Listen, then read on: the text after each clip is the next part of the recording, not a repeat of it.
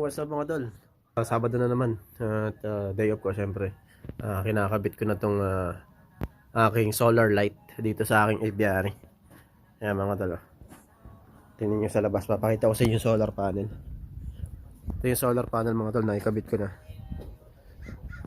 Yun diba ayos? Tapos ito yung wire. Ngayon i-connect ko tong wire na to doon sa ilaw sa loob. Nakita ko sa inyo mga tol. Iikot lang ako. Tayo dito sa likod. Binutasan ko lang dito. Ayun, binutasan ko dito. Para pumasok yung yung malabo. Para pumasok tong wire. Ayan. So gagawin ko dyan mga tol. Ito yung wire. Nasaan na yung dulo? Hanapin natin yung dulo. Wait, hindi ko kita. Naku, nagbuhol na. Ayun. Come here. Nangyari sa'yo, pari. Yun. Okay, so ito yan mga tol. Uy, dumi na. Ayan o. So, connect ako lang ngayon dyan. Isang kamay lang. Hawak-hawak ko kasi yung camera. Para mapakita ko sa inyo. Diba? Yan lang yung mga tol. Tapos meron thread dyan. Para ma-lock natin yung yung cable para hindi matanggal, hindi mahugot. So okay na yan. Ngayon iniisip ko saan ko ilalagay yung isang ilaw, dito or dito, kasi pinturin to mga tol Ito yung gagawin kong pinto, nakaabang yan. Parang gusto ko maglagay ng ilaw siguro dito siguro para makita yung dito sa likod, diba? Kasi pagpapasok ako dito kailangan may ilaw. Hindi kasi pwede mo lang ilaw dito. Sa bagay dalawa naman yung solar ko na ikakabit dito. Doon sa isang luma kong aviary. May solar din ako doon. Pwede ko rin ikabit dito. So yun na lang siguro gagawin ko. Dito ko na lang ilalagay yung isa. Para magkatapat sila. Dito ko ilalagay yung isa. Hindi naman mababasa sa ulan yan Dito. Yeah, dito na lang siguro. So yung mga tol, kakabit ko na yung isa. Alright.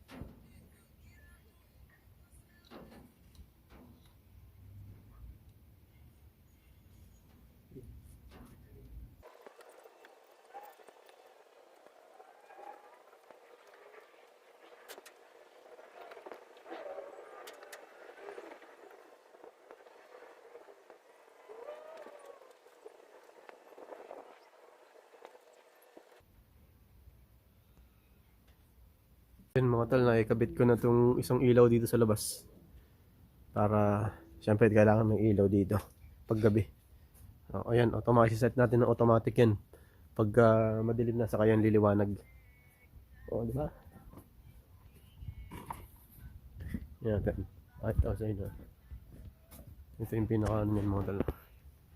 Diyan dumadaan yung kuryente. Ito yung kulay itim na yan. Ayun yung nag-absorb ng, ng energy. Diretso dun sa battery ng ilaw. Ayun o. O, di ba? Ay nakita nyo? May power na yan mga tol kasi charge ko muna yan. Tapos ngayon, ang magko-continue na lang sa lagay ng power dyan ay yung araw, yung sikat ng araw. Ngayon, so wala pang araw kasi taglamig na yun. Pero soon, di ba? Ayos, di ba? Ngayon, paggabi, may liwanag na papasok dito. Para pag may nakapasok na kung ano man, eh, makita nila. Tapos, siyempre, meron tayong heat bulb para sa taglamig. Ilalagay, kakabit ko rin to ngayon. Iisipin ko pa sa kope pwesto. Parang iniisip ko dito ko ilalagay eh. Yung heat bulb. Kailangan kasi yung hindi maaabot ng ibon. Kasi pag naabot ng ibon, kakainin nila yung wire. So, kailangan may tago ko yung wire. Niisip ko ilalagay ko sa PVC or what. Pero, let's see. Baka dito ko ipapadaanin yung wire siguro. Ganyan. May gap yan, oh. Tapos tatakpan ko na lang. Pwede. Tapos lalagay ko dito yung heat bulb. Kasi may perch dito. Lalagyan ko ng perch dito banda eh. Kailangan nandito yung perch niyan. Ngayon, siyempre, pag nandito yung ibon naka-perch, yung heat bulb nakatutok dun sa perch para mainitan sila pag gabi. So, ganun ang purpose niyan mga tol, itong heat bulb na to. Malakas to. Kasi, ayun na, 250 watts. Ang init niyan mga tol. Kaya nga tumunaw ng plastic niyan sa sobrang init. Tama-tama pang outdoor yan. Ano ba, ayos ba mga tol? Konti na lang. Next week, nililipat ko na yung ibon dito eh. Kaya kinakabit ko na itong mga ilaw. Pakita ko sa inyo kung gaano kalakas yan. Pero kasi hindi mo naman mapapakita ako yan kung gaano kaliwanag dahil umaga nga. Pero pakita ko sa inyo Oh ha? Umaga pa lang yan mga tol.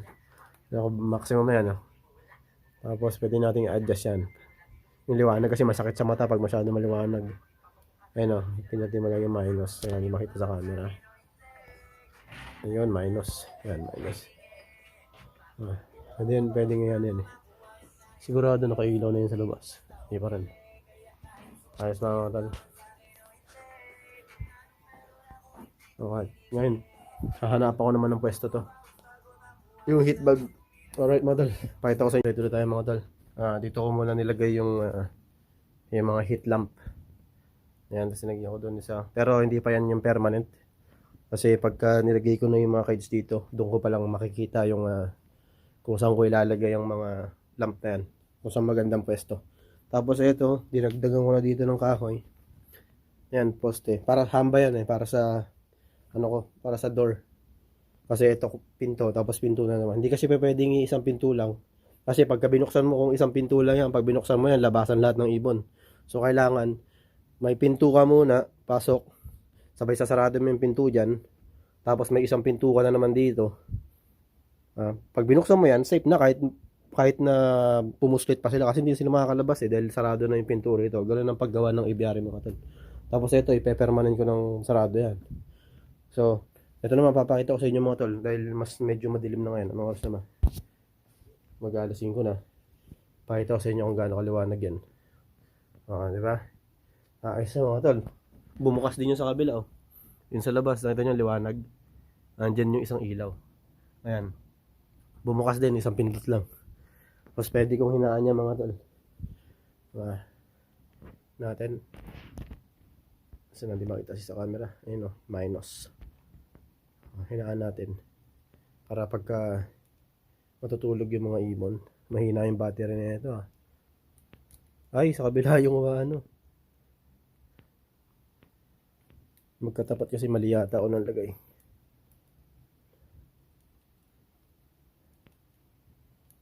Ayan. Yes. Ngayon, pagka natutulog sila dito, pwede ka naman yung itapat dito sa baba para hindi sila masyado masilaw. Masarap yung tulog nila. Ganyan lang So dito lang nakatapat. Kasi ang purpose lang naman na ito, para ano lang, may ilaw lang pag i-check ko sila. Hindi ako matatalisod or baka may ibon sa ibaba, matapakan ko kung walang ilaw, di ba? So, mas maganda na yung may ilaw ka sa loob, tapos may ilaw ka sa labas. Ayan, may upuan nga dyan eh. Pwedeng tambayan dyan, kung sino man yung gustong tumambay dyan. Pwedeng lagyan ko rin ng bubong dito para mas maganda. Kaya lang, hindi na siguro kasi ano yan eh. Yung dragon fruit nung nakubenan ko. Yung mga halamas dyan. Nilagyan niya lang ng upuan, siguro gusto niya ng tambayan. Pwede nga may ano dyan, no? Lagyan ng maliit na lamesa. So, yan ang mga tol yung ano, yung aviary ko ngayon. Malapit na mga tol. Sa Friday, dun ko na i-dismantle yung ano ko, yung aviary kong luma para mailipat ko na dito. Hopefully maaga ko ma-dismantle yan. Malaki-laki rin yan eh. Sana at least after lunch ano ko na mabaklas ko na lahat ng kailangan baklasin. Tapos saka ko pa lang itutuloy itong pinto na to. Maliit lang na pinto to, yung ako lang talaga kakasya. Kasi ano lang naman yan eh. Para sa akin lang yan. Ito lang naman yung sa para sa kids. So, yun lang mga tol. Sana napanood nyo yung part na to. Tapos, kung may ads, sana huwag nyo i-skip yung ads mga tol para naman na mayroong bayad si Meta. Bayad si Meta sa akin. Kaya lang ngayon, demonetize ako eh. Ewan ko, na-demonetize ako dahil dun sa Reels. Napagkamalang meron akong bad word na nilagay doon pero wala naman talaga. California lang yung title ng Reels ko, dinemonetize ako. Minsan talaga hindi mo maintindihan si Facebook. But ayun may mga tol, hanggang dito na muna. At update ko kayo pagka nailipat ko na yung mga ibon ko. So, till next time mga tol. Ingat!